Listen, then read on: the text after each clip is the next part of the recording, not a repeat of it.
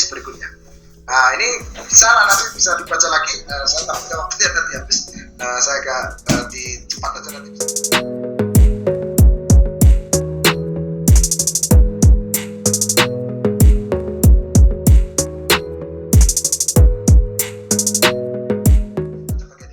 Nah ini sumber-sumbernya Bapak Ibu bisa lihat nanti di yang WOS. Oh iya, kalau saya belum bertanya, tahu nggak cara ngecek jurnal itu di WOS? Kalau di Scopus pasti sudah paham itu, saya yakin. Nah ini mungkin kalau yang belum tahu, Bapak Ibu bisa dicek di mgl.clarivate. Jadi kalau .com. Jadi kalau kita ngecek Scopus bisa scopus.com dan Springer, Simak.jr, kan gitu ya. Ini kan biasanya begitu. Ini paling masyhur lah, itu paling terkenal lah gitu ya. Nah, tapi kalau yang Kublons atau GOS itu di sini ya, mgl.clarivate.com. Nanti cek itu jurnal. Nah, kalau orang itu maksudnya author ID, kalau di Scopus nyebutnya di Scopus, kalau di sini ada Kublons. Nah, nanti masuk ke Kublons itu berarti ke orangnya kita atau profiling kita. Tapi kalau yang bosnya, yang artikelnya atau jurnalnya itu yang ngeceknya di mgl.clarivate. Kalau dia tidak ada di link situ nama jurnal itu, berarti dia tidak terindeks oleh BOS. Tapi hati-hati, BOS itu juga kastanisasi juga. Kalau di Scopus kan ada istilah Q1, Q2 dan seterusnya sampai Q4 ya. Okay. Tapi kalau di BOS itu nggak pakai kikian, nggak ada. Nah istilahnya adalah ini saya sampaikan ya. Ada SC, Emerging Science Citation Index, Emerging Science Citation Index (SC), ada juga SSCR atau Social Science Citation Index. Nah ini bidang kita, bidang pendidikan itu di sini maksudnya. Ini paling top. Nah ada SCR atau Science Citation Index, ini teman-teman yang notik. Kalau yang ini apa? Ini adalah kasta terakhir dari BOS. Tapi BOS juga dia kira-kira. Jadi dia terindeks BOS. Kenapa? Emerging, dia masih campuran. Jadi riset tentang pendidikan atau sosial science dan sainsnya campur. Maka dia akan dikategorikan sebagai emerging science. Nah ini belum ada IF-nya kalau di sini. Tapi kalau yang ini sudah ada impact factor. Sekarang istilahnya nanti sudah berubah lagi. Karena itu kan migrasi ya dulu. Oke, impact factor. Sekarang istilahnya sudah mau diubah lagi atau sedang diubah lagi. Nanti bisa teman-teman bisa cek lagi. Nah, kalau Scopus kan tadi sudah tahu ya, namanya DSCR dan seterusnya. Kalau kita Bapak Ibu di dosen itu kan ada namanya Sinta kan. Nah, di Sinta kan sumber datanya tiga. Yang pertama itu adalah Google Scholar, yang keduanya Scopus. Nah, mulai 2022 ini BOS sudah mulai masuk. Jadi tiga itu diakui, berarti Google Scholar juga diakui. Dan kemarin juga sempat ada rame-rame kan, apa itu? Wah, ya alhamdulillah nama saya juga masuk. Ada top 49 expertise atau researchers Indonesia itu masuk dunia gitu, versi Mas Yofi gitu ya. Nah kalau teman-teman nanya itu based on data apa ya? Nah itu adalah Google Scholar. Kita adalah Google Scholar itu ya, ADS itu. Cuman yang membuat rankingan itu keren. Nah kalau Sinta kan yang keren ini adalah berlaku di INA alias Indonesia. Tapi kalau yang ADS itu punyanya Stanford University. Oke, yang selanjutnya adalah RI. Di telinga Bapak Ibu saya yakin itu pasti tidak asing ya, bukan tidak asing, tidak familiar atau asing. Nah, kalau di saya justru kalau saya di Turki itu sebelum saya belajar level ini level itu, saya harus belajar ke ERIC. Nah, apa itu? ERIC itu adalah Educational Research Index Citation of Citation. Jadi justru kita suruh belajar bagaimana publikasi yang berbasis pada education dulu. Ini memahami karena bidang saya pendidikan. Jadi harus mengkaji pada paper-paper di pendidikan dulu. Kenapa sih gak Google Scholar tadi yang memahami mungkin banyak errornya, tapi kalau di ERIC sudah agak lumayan. Nah baru naik, malah kalau di Turki gak dikenal tuh sama. Nah, saya cerita Scopus itu diketawain aja sama teman-teman saya itu. Apa itu Ahmed Scopus itu? Ya tapi kalau mereka BOS tahu, kalau BOS jelas mereka will know gitu ya. Tapi kalau di mereka itu, kalau di kita istilahnya Scopus dulu baru BOS lah gitu. Kalau mereka tuh ERIC dulu baru naik ke BOS gitu. Nah ya nggak apa-apa lah, kita mungkin lewatnya di sini. Tapi juga ada yang beberapa yang lain, ada Copernicus gitu, ada Schoolhouse, tapi kalau yang familiar di telinga kita paling yang Scopus sama belum saya. Baik, nah itu penting ya, kalau nanti papernya tidak muncul atau tidak masuk di sana, ya hindari gitu maksud saya. Jangan ambil dari sumber yang tidak jelas tadi. Ini terus maaf. Ini penerbit yang top ya, silakan nanti Bapak Ibu tadi juga boleh menyinggung ada istilah AIP, IOP, tapi jangan salah arti. AIP, IOP itu yang kita kenal kan proceeding terus. Padahal AIP, IOP itu adalah penerbit. Jadi penerbit itu ya sama aja, dia juga menerbitkan proceeding and also jurnal gitu ya. Salah satunya yang paling familiar dengan saya yang bukan Kang Fadli, mungkin nggak familiar, itu adalah Physics Education, itu punyanya IOP.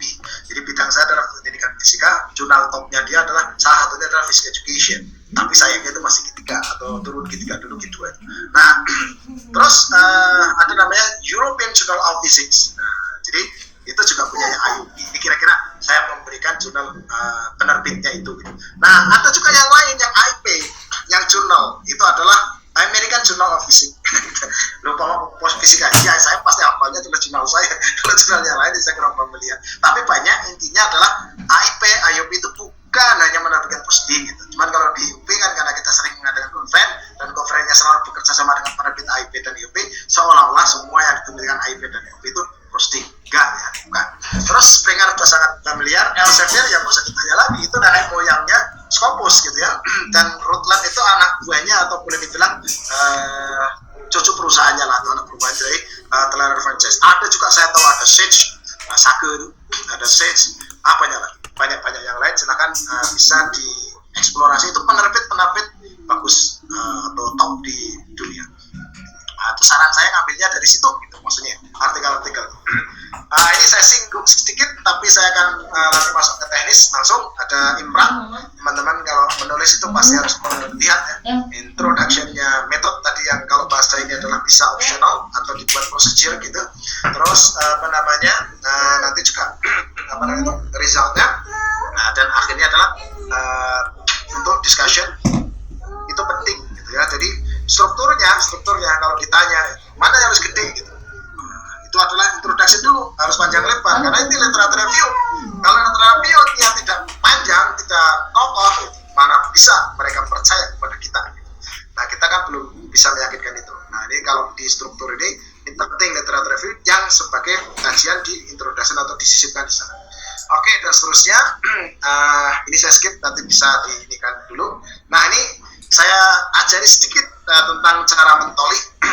Nah, nanti research question-nya apa? Research question-nya itu bisa dilakukan, misalkan teman-teman ya seperti toli. Kalau misalkan mohon maaf ya, tadi Kang Wahyu, misalkan pemilihan ketua HIPAS kepilih, ya biasanya kan dikasih toli sama. Saya juga di Turki ngelakuin gitu. Contoh ya, Pak, ini riset pendidikan saya kira tahu.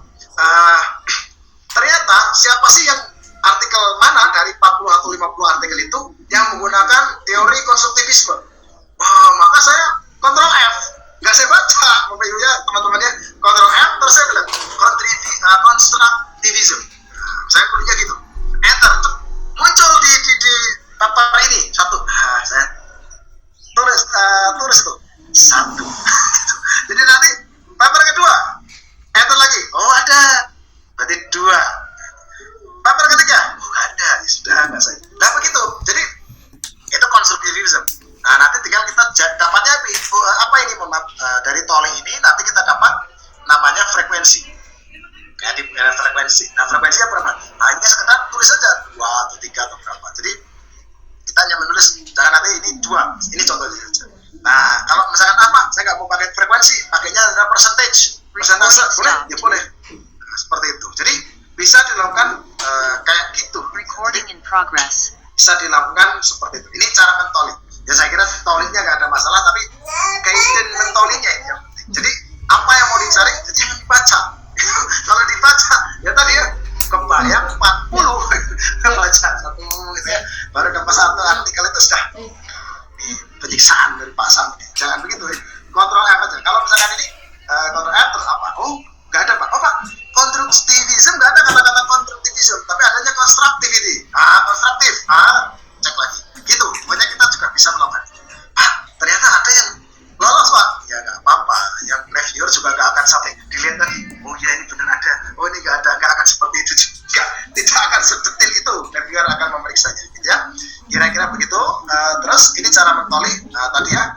tradisional atau cara konvensional itu, karena saya juga diajari begitu memang. Jadi ya kalau boleh dibilang ini adalah sebuah gojolokan atau penyiksaan atau apa, ya nggak apa-apa lah. Kalau konteks pendidikan tidak untuk menyiksa, tapi kita mendidik ya gitu kan, kata bijak.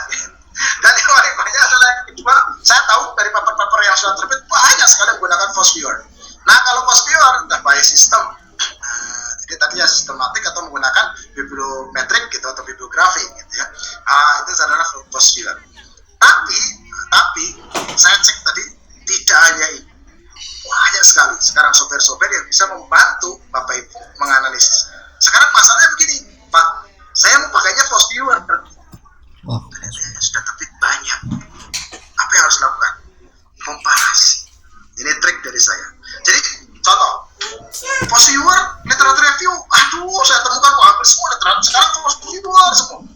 Reviewer kayak saya, enak juga baca.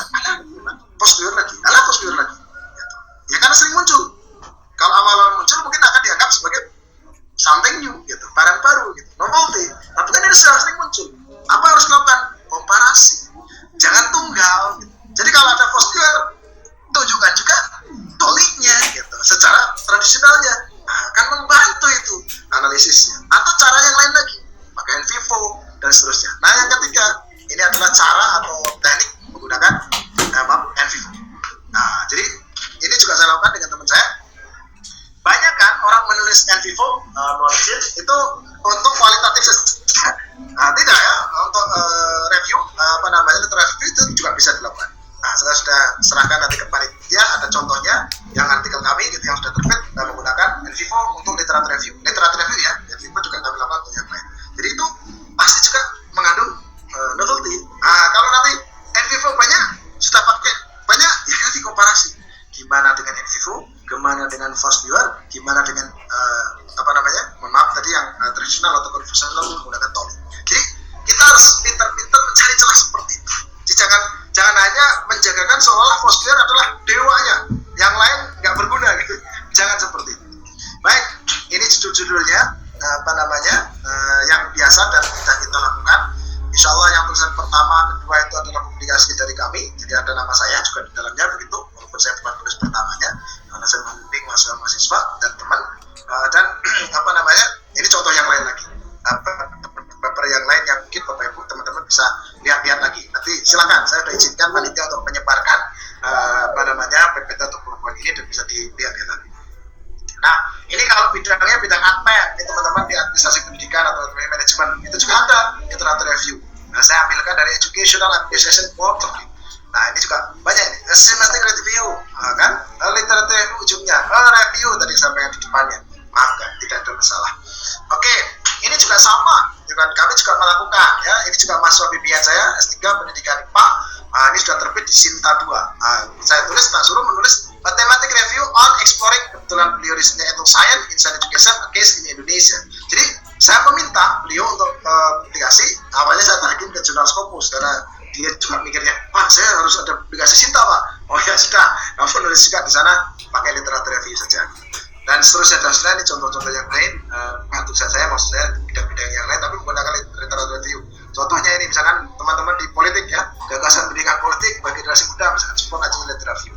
Atau seperti ini literatur review forensik. Jadi teman-teman bisa melakukan, dan saya tahu orang Indonesia sedang gandrung-gandrungnya atau lagi demen-demennya nulis literatur review. Tapi jangan salah tuh begini. Literatur review kalau masih ngekor saja tadi yang saya sampaikan, tidak ada something new yang ditawarkan, itu pasti juga akan ditolak. Mengapa? Begini ya teman-teman mahasiswa, literatur review itu jatahnya tidak sebanyak hasil riset treatment. Nah, jadi kalau ada satu terbitan, misalkan satu volume, satu komot, katakanlah terbit misalkan 10, itu jatah literatur review pasti tidak lebih dari 2 atau 3. Yang selebihnya pasti yang terkait dengan artikel yang akan terkait dengan treatment. Maksudnya treatment itu yang kuantitatif atau kualitatif approach gitu ya. Jadi jatahnya sedikit. Jadi possibility keterimanya juga nggak terlalu besar. Karena apa? Karena jangan sampai didominasi oleh kajian-kajian yang sifatnya literatur review. Gitu. Penerbit jurnal atau pengelola jurnal juga pasti memikirkan hal itu.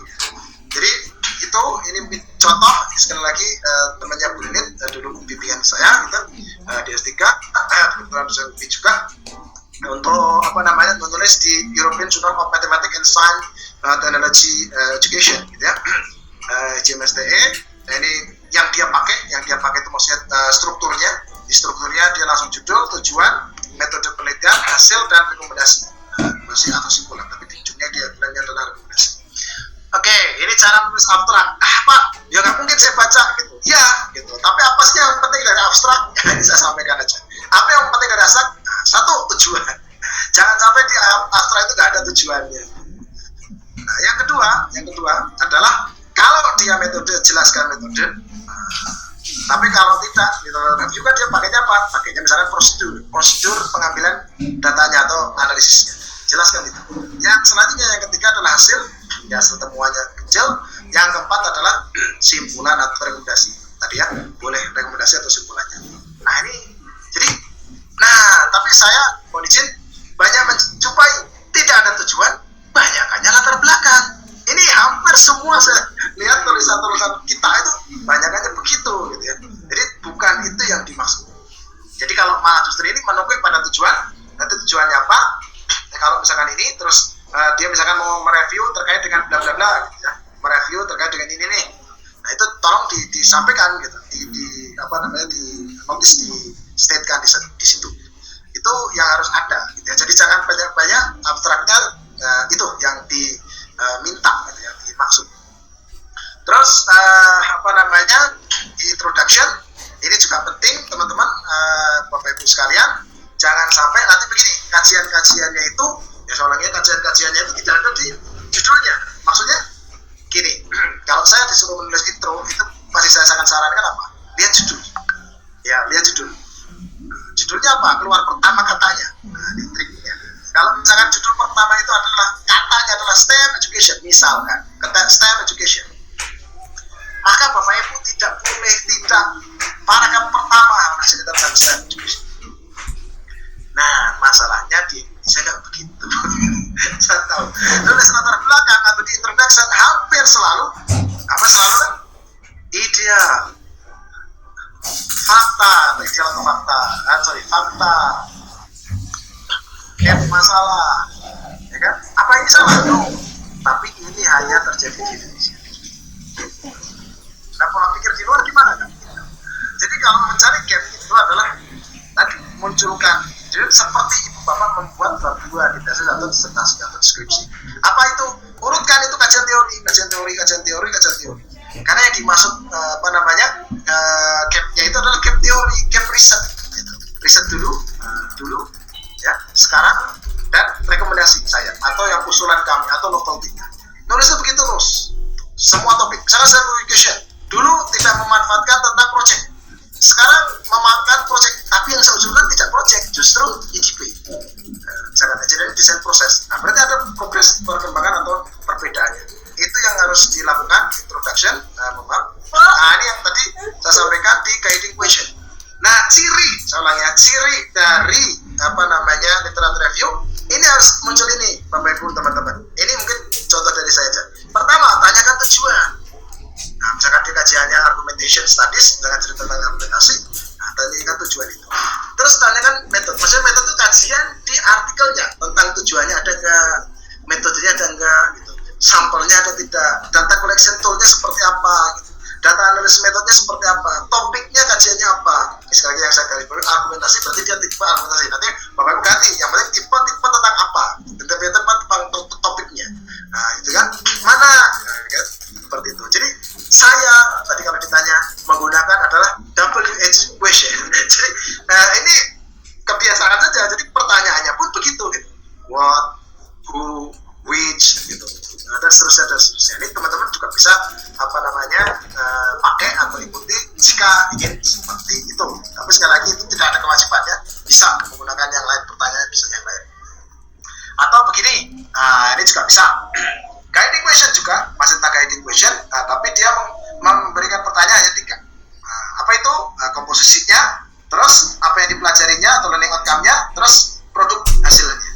Boleh seperti itu. Jadi tadi ingat kata saya, triknya adalah ikuti ambil 2 artikel review, gaya tulisnya gimana. Itu aja, amati, tiru, modif. Oh, kalau dia pertanyaan 3, ya saya kayak 3. Oh, kalau tadi dia di paper itu pertanyaannya 10, udah saya pertanyaan 10. Nah, saya lihat tujuannya apa, metodenya apa, dan seterusnya. Jadi jangan ngarang sendiri. Wah, saya pokoknya ngarang aja Pak. Pertanyaan saya suka saya. Iya, tapi nanti juga reviewer akan sesukanya reviewer untuk menolaknya. Oke, itu guiding questionnya penting. Nah, terus limitation of study ini juga bisa dilakukan karena kita lihat review, ya pasti ada limitasinya atau ada kelemahannya. Itu harus disampaikan, gitu ya.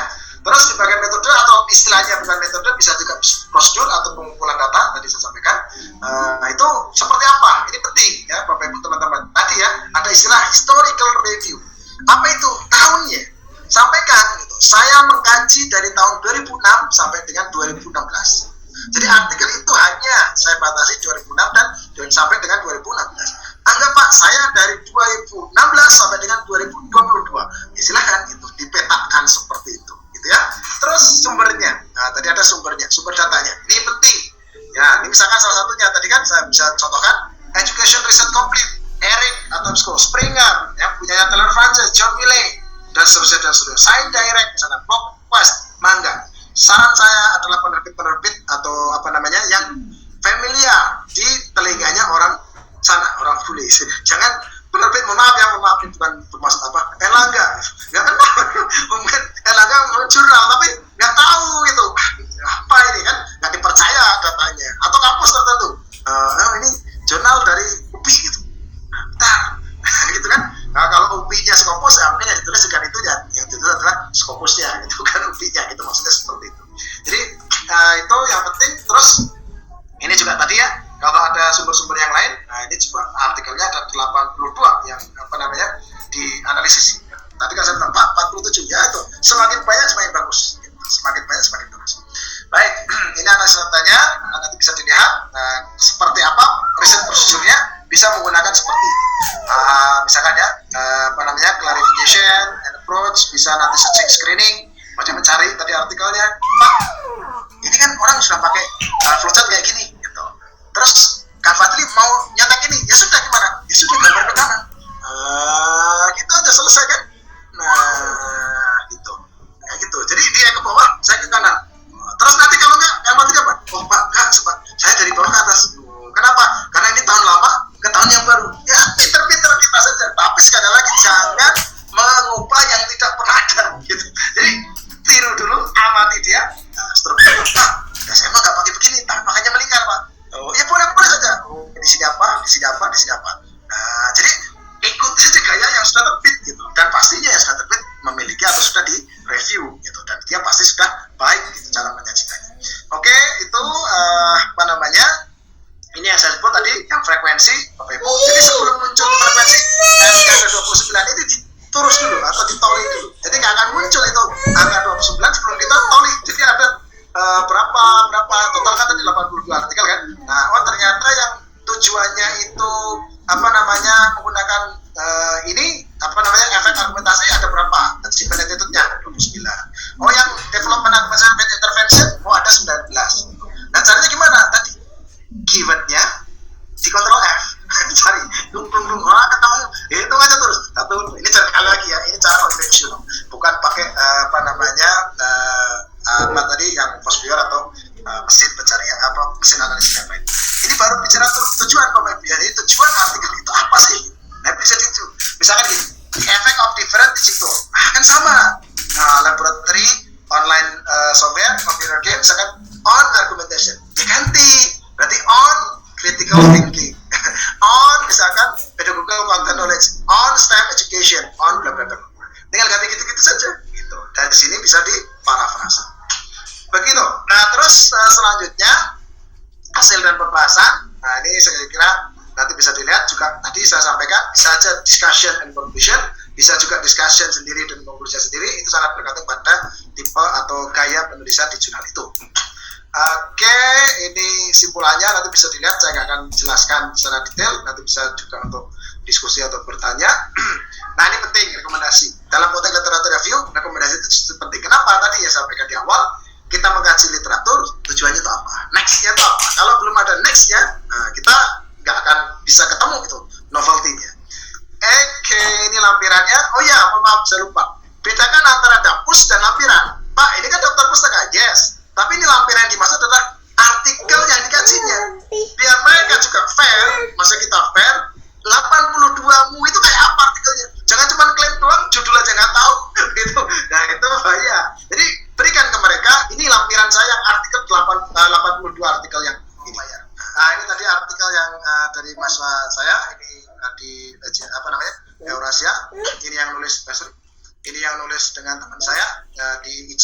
Jerman, Scopus G3 kalau tadi kedua.